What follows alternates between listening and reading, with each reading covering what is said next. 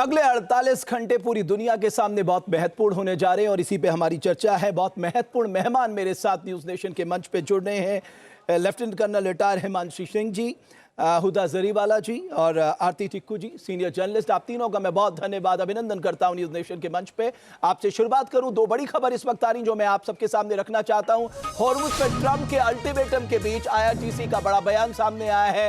IRGC ने कहा है अमेरिका के लिए हॉर्मुज़ कभी नहीं खुलेगा। ये बड़ी खबर आईआरजीसी के हवाले से है। अगर स्टेट ऑफ हॉर्मुज़ खुलेगा भी, अमेरिका के शिप्स कभी वहां से नहीं गुजर सकते। ये बड़ी खबर इस वक्त है। अमेरिकी धमकी के बीच ईरानी विदेश मंत्रालय का बयान है। 48 घंटे नहीं बल्कि 48 साल से अमेरिका अल्टीमेटम दे रहा है। हम पाषाण युग से शिष्टाचार से बात करते थे, अमेरिका की अशिष्टता पर रिसर्च होनी चाहिए, ये ईरान कह रहा है।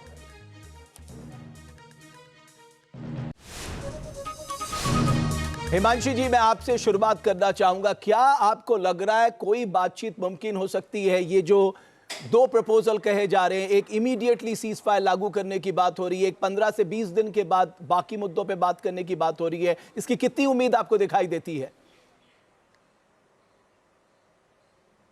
जी नमस्कार, जय हिंद। देखिए, मुझे नहीं लगता कि इमीडिएटली कोई सीज फायर होगा, क्योंकि जिस तरह के अभी हालात हैं और हॉर्मुज़ को ईरान ने चोक किया हुआ है और ईरान के पास ये एक बहुत बड़ा ट्रम्प कार्ड है, जिसको आप एस भी कह सकते हैं, तुरुप का इक्का, जिसकी वजह से वो नेगोशिएट करने के लिए अमेरिका को टेबल पे ला पा रहा है। लेकिन अगर हॉर्मुज़ खुल जाता है तो फिर उसके पास कोई भी इस तरह का एक मुद्दा नहीं रहेगा जिससे अमेरिका या पूरे विश्व के देश परेशान हों और नेगोशिएशन टेबल पे आए। देखिए, ईरान पहले भी बातचीत कर रहा था, लेकिन अगर टेबल से कोई उठ के गया और हमला किया तो वो इजराइल और अमेरिका थे। तो अब इस समय जब ईरान, मैं ये नहीं कहूंगी कि बर्बादी की कगार पे नहीं है, लगातार हर दिन नुकसान हो रहे हैं, लेकिन ईरान को पता है कि जब तक हॉर्मुज़ बंद रहेगा, और वो भी पार्शियली बंद है, देखिए उन्होंने पूरी तरह से बंद नहीं किया है, क्योंकि वो बातचीत चाहते हैं। हालात कितने भी खराब हों, बैक चैनल डिप्लोमेसी के लिए हमेशा जगह होती है, और ये हो रहा है। इसीलिए आप देखेंगे जो आज शाम तक की मियाद थी उसको कल तक के लिए बढ़ा दिया गया है। तो कहीं ना कहीं ट्रंप की तरफ से भी ये पहल की जा रही है कि जो भी पीछे से कार्रवाई चल रही है, जिसमें हम अगर गोला बारूद की बात ना करें, सिर्फ डिप्लोमेसी की बात करें, तो वो कहीं ना कहीं शायद एक पॉजिटिविटी की तरफ जाती हुई दिख रही है। और इसीलिए वो शायद एक दिन का समय और एक्स्ट्रा दे रहे हैं, क्योंकि देखिए लगातार बातचीत और बम मारना ये तो लगातार चल रहा है कि एक तरफ से कहते बातचीत होगी, दूसरी तरफ से वो बम मार देते हैं। लेकिन अगर अब आप कल भी देखेंगे तो रेस्क्यू मिशन की जो बात चल रही थी उसमें कहा जा रहा था कि ये लोग यूरेनियम के लिए आए थे, और that is why they were so much inside the Iranian territory, जहां से इन्होंने अपने दो इवैक्यूएट कर लिए हैं पायलट्स। तो ये चीजें अमेरिका कर रहा है। लेकिन एक और अभी खबर आ रही है जिससे कहा जा रहा है कि केशम आइलैंड की तरफ काफी सारे एम्फीबियस जो इनके ऑपरेशंस करते हैं, उस तरह की टीम भी अंदर केशम आइलैंड की तरफ घुस रही है। तो अमेरिका कोशिश ये कर रहा है कि दबाव ज्यादा बनाया जाए, क्योंकि जो जितना ज्यादा दबाव बना सकता है नेगोशिएशन में, वही ज्यादा हावी हो पाता है। तो मुझे कल परसों में तो इतना ज्यादा लेवरेज मिलेगा, आप कह रही हैं। बिल्कुल हिमांशु जी। आरती जी, मैं एक और बात कह रहा जी आरती जी, मैं एक बात आपसे समझना चाहता हूं। एक तरफ बातचीत चल रही है, हमारे जो खबरें आ रही हैं कि साहब जेडी वेंस, स्टीव विटकॉफ बात कर रहे हैं, वहां से ईरानी फॉरेन मिनिस्टर बात कर रहे हैं, लेकिन आईडीएफ का प्लान तो बिल्कुल उलट है। आईडीएफ तो चाह रहा है कि जो उनके एनर्जी इंफ्रास्ट्रक्चर हैं ईरान के, उनको निशाना बनाया जाए, बल्कि उनकी ओर से खबर भी आई है, हमने इसकी पूरी तैयारी कर ली है। तो आपको लगता है हर बार जब भी बातचीत की बात आती है, इजराइल जो है उन लोगों को कहीं ना कहीं मार देता है जो बातचीत करने की कोशिश करते हैं? क्या इस बार भी होता दिखाई दे रहा है? देखिए, बिल्कुल ये वॉर जो है इजराइल का वॉर है ईरान के खिलाफ, और ये अभी का वॉर नहीं है। इनफैक्ट इजराइल का हमेशा निशाना जो रहा है वो ईरान ही रहा है, स्ट्रेट ऑफ हॉर्मुज़ ही रहा है। इनफैक्ट बीबी नेतन्याहू ने तो स्ट्राइक्स करने के बाद अपना विजन जो है, अगर तो वो वाकई जिंदा है और अगर तो वो वाकई सच में ही उन्होंने बोला, लेकिन उनकी इमेज के द्वारा जो सर्कुलेट किया गया इजरायली प्रेस में, कि उन्होंने ये कहा है कि उनका विजन जो है कि वो सारा का सारा ऑयल सप्लाईज जो है वो इजराइल के थ्रू जाना चाहिए। तो क्लियर है कि इजराइल जो है अपनी एक इंपीरियलिस्टिक एक्सपेंशनिस्ट विजन को लेकर वो पूरे मिडिल ईस्ट पे कंट्रोल पाना चाहता है।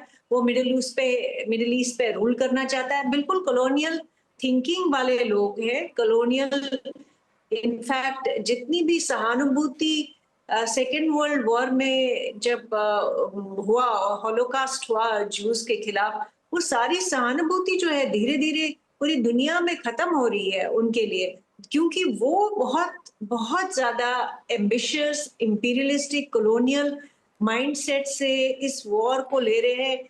चाहे दुनिया का कितना नुकसान हो रहा हो, अफ्रीकन कंट्रीज इतनी गरीब, जहां पे भूखमरी वैसे ही बहुत ज्यादा है, वहां पे आप देखिए जब ऑयल सप्लाईज नहीं मिल रहे हैं और इन्फ्लेशन, फूड इन्फ्लेशन ऊपर जा रहा है, तो आम जनता जो गरीब जनता है उनके लिए दुनिया में बहुत कष्ट है इस वक्त। आरती जी, आपकी जो सबसे महत्वपूर्ण बात की, आपने कहा कि साहब कोई राजा बने, रंग को तो रोना है। यहाँ सबसे ज्यादा दिक्कत जो है वो गरीब व्यक्ति, उसी के जीवन में आ रही है, और आने वाले दिनों में अगर हालात बिगड़ते हैं तो सबसे ज्यादा कष्ट उसके जीवन में है।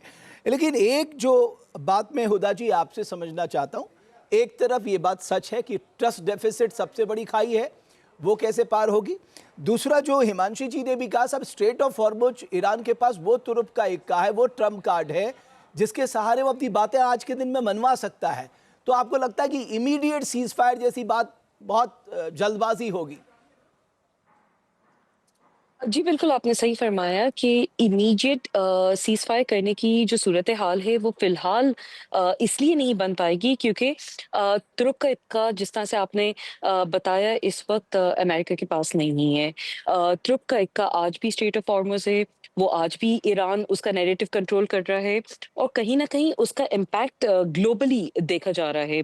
अभी हाल-फिलहाल में अगर देखें तो फ्लाइट डिसरप्शंस हो रही हैं, जो ये वाला जीसीसी कंट्रीज का जो स्ट्रेट है, जितनी कंट्रीज यहाँ पे मौजूद हैं उनमें आए दिन आप देख रहे हैं कि फ्लाइट कैंसलेशंस हो रही हैं, जो इंटरनेशनल टूरिज्म है वो इम्पैक्ट हो रहा है और उसका जो रिपल इफेक्ट है वो बहुत प्रोफाउंडली इम्पैक्ट कर रहा है यहाँ के लीजर एंड टूरिज्म को।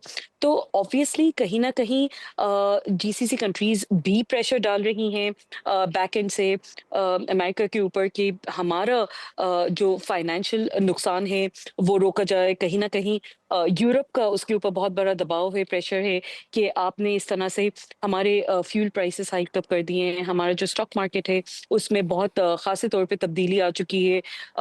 ग्लोबली एक जो नैरेटिव सेट हो गया है जो इस वक्त फेवर पूरा का पूरा ईरान की तरफ जा रहा है। ग्लोबल सिटीजन्स कहीं ना कहीं आए दिन, चाहे वो मीडिया चैनल्स के थ्रू हो जाए, चाहे लोग जनता के द्वारा हो, एक नैरेटिव सेट हो गया है। खुद अमेरिका में क्योंकि इतनी ज्यादा वहाँ की जो पब्लिक है वो परेशान हो चुकी है और चाह रही है कि ये जंग खत्म हो। हाल फिलहाल में जो अभी वो जो पायलट का किस्सा था उसने एक नैरेटिव को बहुत खासे तौर पे इम्पैक्ट किया है। तो कहीं ना कहीं ग्लोबल प्रेशर इस वक्त अमेरिका के ऊपर है, ऑब्वियसली इसराइल के ऊपर है। इस वजह से इस वॉर को कहीं ना कहीं सब जल्द से जल्द खत्म करना चाहते हैं। लेकिन सही कहा, ये हर दुनिया का हर व्यक्ति चाहता है ये वॉर बिल्कुल तत्काल रुके।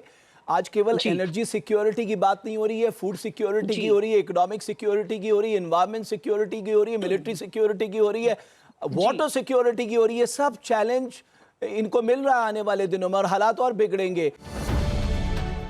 अब से डीडी फ्री डिश की चैनल नंबर 57 पर देखिए न्यूज़ नेशन।